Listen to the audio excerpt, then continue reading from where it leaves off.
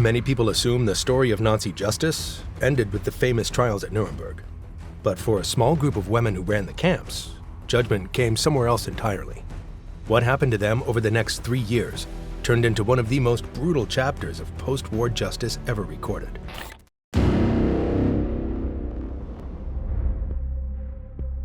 It began in the quiet town of Hamelin during the early morning of December 13, 1945, just a few months after World War II had ended in Europe. Inside the prison, British hangman Albert Pierrepoint was preparing for one of the busiest days of his entire career.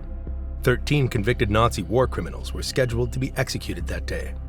2 of them were women who had just spent 9 weeks on trial for crimes so horrific that many people found them almost impossible to believe. The first woman brought to the gallows that morning was Elisabeth Volkenrath. She was born in 1919 in a small village in Prussia, which was part of Germany at the time. As a young woman, she worked different jobs, including cutting hair, looking after children, and helping with kitchen work. But in 1941, at the age of 22, she joined the SS, the powerful Nazi organization that ran the concentration camps, and was sent to Ravensbrück, the main concentration camp built specifically for women prisoners. There, she was trained to supervise, control, and punish prisoners. By 1942, Volkenrath had been transferred to Auschwitz, the largest and deadliest Nazi concentration and extermination camp. At first, she supervised a sewing workshop where prisoners repaired military uniforms. While working there, she met another SS guard named Heinz Volkenrath, and the two were married in 1943 inside the camp itself. An SS honor guard stood beside them during the ceremony, while smoke from the camp's crematorium rose into the sky behind them. They celebrated their wedding only a short distance from the place where thousands of murdered victims were being burned. It showed just how normal mass killing had become for many people inside the Nazi camp system. Volkenrath continued moving up the ranks. By November 1944, she had become Oberaufseherin, the highest-ranking female supervisor responsible for all the women's sections of Auschwitz. Survivors later testified that she personally selected prisoners to be sent to the gas chamber, where they would then be murdered. She also supervised public hangings inside the camp. In January 1945, as the Soviet army advanced towards Auschwitz, the Nazis evacuated many guards and prisoners, and Volkenrath was transferred to Bergen-Belsen in northern Germany. Conditions there were collapsing. Disease, starvation, and overcrowding killed thousands of prisoners. Survivors later said she did nothing to improve the situation and remained one of the camp's most feared guards. British soldiers arrested her in April 1945 after they liberated Bergen-Belsen. When they entered the camp, they found thousands of unburied bodies lying across the grounds, exposing the full scale of the disaster inside. During her trial, Volkenrath admitted that she regularly slapped prisoners because, in her words, it was necessary to keep order. However, she denied ever selecting prisoners for the gas chambers. The judges didn't believe her. She was found guilty of war crimes and sentenced to death by hanging. At exactly 9:34 a.m. on the morning of December 13th, Albert Pierrepoint carried out that execution. As he always did, he carefully calculated the length of the rope based on her body weight, so the fall would break her neck as quickly as possible. Elisabeth Volkenrath was 26 years old. About half an hour later, shortly after 10 a.m., another woman walked to the same gallows. Her name was Irma Greza, and by then she had already become one of the most infamous female Nazi guards in Europe. Newspapers gave her names like the Beautiful Beast and the Hyena of Auschwitz. She was only 22 years old, but her reputation for cruelty would survive long after her death. Irma Greza was born in October 1923 in a small farming village in Germany. Her childhood was mostly ordinary. When she was a teenager, her mother died, a tragedy that deeply affected the family.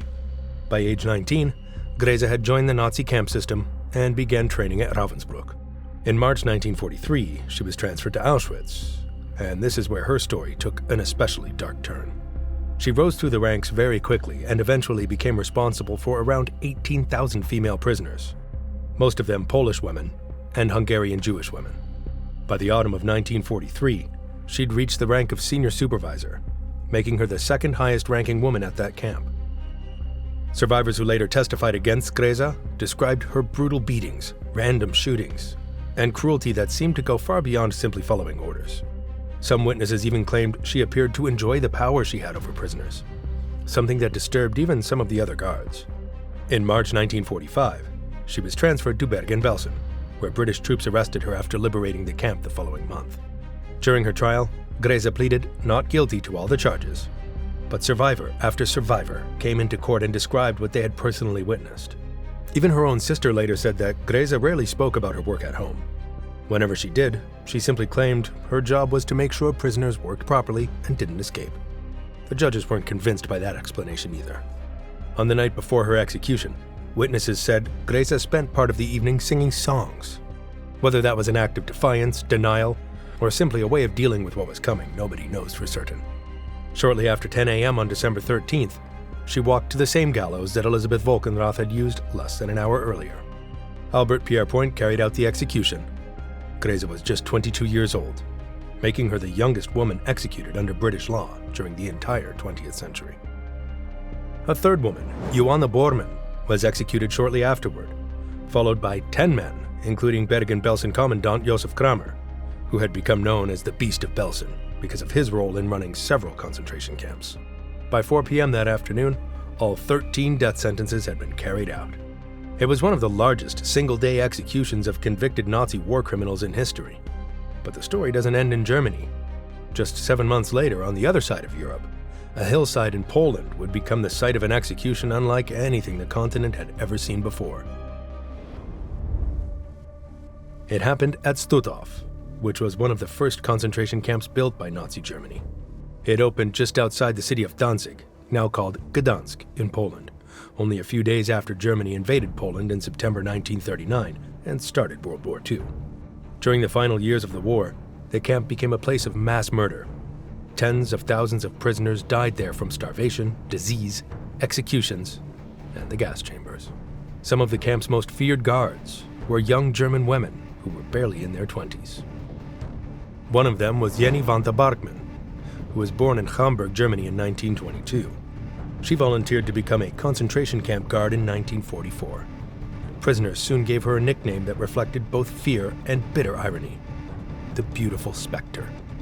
They described her as attractive on the outside, but terrifying because of her cruelty. Survivors later said she beat prisoners without hesitation and took part in selecting women and children who would be sent to the gas chambers to be killed. When Soviet forces liberated Stutthof in May 1945, Barkmann tried to disappear by hiding in Gdansk and pretending to be an ordinary local resident. It did not work. Someone recognized her, and she was arrested later that same month. Working at Stutthof alongside Barkmann was Elisabeth Becker, who was born in 1923 in a town near Danzig. Unlike Barkmann, Becker had never planned to join the SS. Before the war, she worked as an agricultural assistant. Her path into the Nazi camp system began through the League of German Girls, the Nazi youth organization for young women, where she was exposed to Nazi ideology, along with thousands of other girls her age.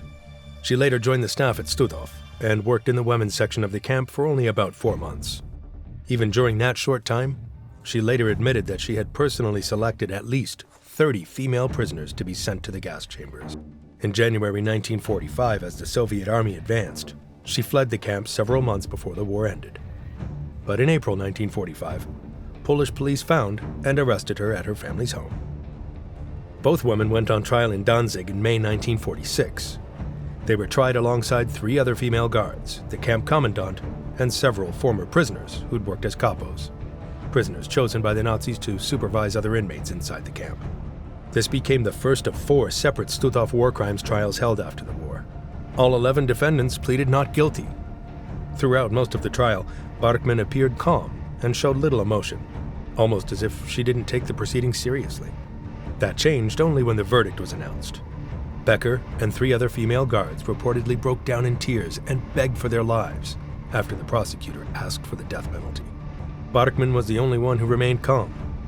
After hearing her death sentence, she reportedly remarked that life was short and pleasure never lasted long. The executions took place on July 4th, 1946, on a hill overlooking Gdansk called Biskupia Gorka. The size of the crowd was almost unbelievable. As many as 200,000 people gathered to watch, making it one of the largest public executions in modern history. The method used there was different from the executions carried out in Germany. Instead of the carefully planned long drop hanging used by Albert Pierrepoint, the prisoners faced short drop hanging. Each condemned person stood on the back of a military truck with a noose around their neck. The truck then drove away, leaving the person hanging. instead of breaking the neck quickly, death usually came slowly through strangulation. Former prisoners from Stutthof had volunteered to carry out the executions themselves, showing just how much hatred and anger had built up after years of suffering inside the camp. According to reports, when Bachmann's truck failed to start after the noose had already been placed around her neck, the crowd became restless as they watched her still standing there alive. A former prisoner finally ran forward and pushed her off the back of the truck himself. She died moments later. Becker and the other condemned prisoners were executed in the same way, on the same row of gallows that afternoon. After the executions, something happened that showed just how deep the public's anger toward these guards really was. People rushed toward the hanging bodies and tore off pieces of clothing, buttons, and other small items to keep as grim souvenirs. Bachmann's body was later taken to an anatomical theater in Gdansk, where it was used to teach medical students before it was eventually disposed of. Not every Nazi collaborator wore an SS uniform or worked inside a concentration camp. Some of the most dangerous people worked quietly behind desks, translating documents, helping with interrogations, and deciding who would be arrested. Herta Kasparova was one of those people. Her story is different from the others because many of the people she helped send to their deaths were not strangers. They were people she'd grown up with in her own hometown. Herta Kasparova was born in June 1923 in Trest, a small market town in what is now the Czech Republic. Her family belonged to the Sudeten Germans, an ethnic German community that had lived in the region for generations. Her father worked as the station master for the local railway. She was born with a deformity in one of her legs, which caused her to walk with a noticeable limp. As a child, she was often teased and bullied because of it. According to later accounts, those painful childhood experiences stayed with her for years and may have influenced many of the choices she made later in life. After Nazi Germany occupied Czechoslovakia in 1939, many ethnic Germans, including Kasparova's family, received special advantages under German rule. Because she spoke both Czech and German fluently, she used family connections to get a job at the German Criminal Police headquarters in a nearby city. At first, she mostly handled filing, paperwork, and records. In September 1942, she was transferred to the regional office of the Gestapo, Nazi Germany's secret police. She continued doing office work, but she also became a translator during the interrogations of people suspected of being part of the resistance against German occupation. Her position gave her much more influence than it appeared. Witnesses later testified that she did far more than simply translate conversations. They said she actively helped identify suspects, reported local people to the authorities, and used her position to settle personal grudges. Then came the event that would decide her fate. In May 1945, only 2 days before Germany officially surrendered and World War II ended in Europe, Kasparova helped identify several local men, including some of her former classmates. Those men were later executed. According to later accounts, some of them had bullied her when she was a child because of her limp. Others were reportedly accused of breaking into her family's home shortly before the end of the war. Investigators later concluded that she blamed them out of personal hatred, rather than because she had any real evidence against them. After Germany surrendered, Kasparova fled with retreating German forces and eventually hid near the Austrian border. She managed to avoid capture for almost a year, but in February 1946, Austrian police arrested her and handed her over to authorities in Czechoslovakia to stand trial. Her case was heard by a special people's court in September 1946. Family members of the victims appeared in court and described what had happened. The judges concluded that Kasparova had acted willingly and out of personal revenge, not because anyone had forced her to do it. Under Czechoslovakia's post-war laws created to punish Nazi collaborators, that made her crime even more serious. On September 13, 1946, Herta Kasparova was executed in Trest, the same town where she'd been born and raised. She was executed by pole hanging, a method that was still used in parts of Eastern Europe for people convicted of treason. Witnesses later said Kasparova became terrified when she saw the execution pole and collapsed, forcing guards to drag her to it. She was 23 years old.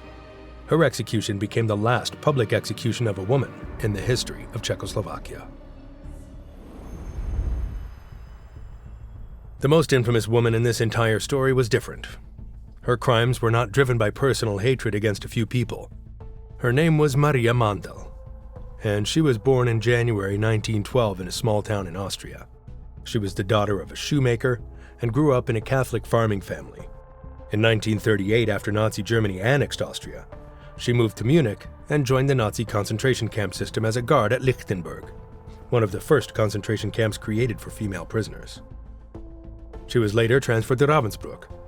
Then, in October 1942, she was sent to Auschwitz II-Birkenau, where she became Lagerführerin, the highest-ranking female officer responsible for the entire women's section of the camp. In that position, she worked directly under Auschwitz Commandant Rudolf Höss and held enormous power over the lives of thousands of prisoners. Inside Auschwitz, prisoners simply called her the Beast. For nearly 2 years, she supervised the selection process that decided who would be forced into labor and who would be sent directly to the gas chambers to be murdered. Historians who later studied the official death lists that she personally signed estimated that she was involved in the deaths of around 500,000 people. That makes her one of the deadliest individual perpetrators of the Holocaust, male or female. Survivors described her as someone who could appear calm and controlled one moment, then suddenly become extremely violent the next. She was also responsible for creating the Women's Orchestra of Auschwitz, forcing female prisoners to play music during roll calls, prisoner selections, and even as groups of prisoners were marched toward the gas chambers. It was a chilling example of how she tried to create an appearance of order around unimaginable cruelty.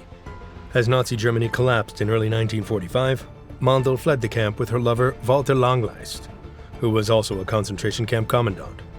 They were accompanied by a Jewish prisoner they'd brought with them. The group managed to avoid capture for about 3 months. But in August 1945, American military police finally found and arrested them at Langleist's home in Bavaria, Germany. In November 1946, Mandl was handed over to the Polish authorities to stand trial in the city of Krakow as part of what is now known as the Auschwitz trial, one of the largest post-war trials of former Auschwitz staff. In March 1947, she pleaded guilty and admitted that she had personally signed most of the death lists that came from Birkenau.